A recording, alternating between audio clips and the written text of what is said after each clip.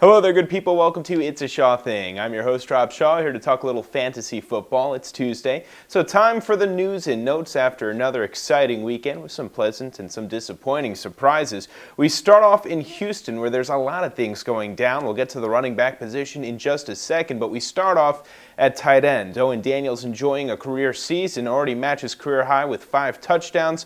Looked like he was going to get over 1,000 receiving yards this season, but as it turns out, that will not be the case. He suffered a season-ending injury to the Buffalo Bills this past weekend.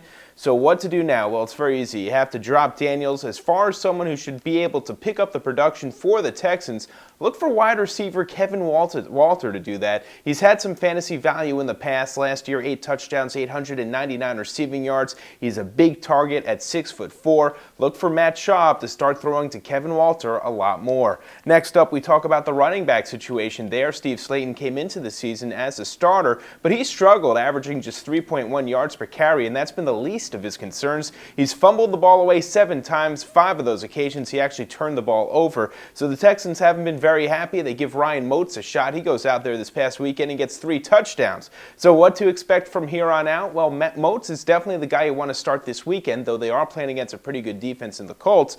At the same time, expect Slayton to eventually bounce back. You don't want to drop Slayton quite yet, but Moats is a guy that you should target. Next up, we're talking about the Philadelphia Eagles, always to discuss the injury situation for Brian Westbrook. He was concussed a couple of weeks ago. He came back in practice this week, so that's the good news. He hasn't come back yet. He will come back on Wednesday. So what to expect? Well, he's probably going to end up playing, which is a shame for LeSean McCoy. He's put up some solid numbers so far this season. Most recently, 11 carries for 80-plus yards and a touchdown.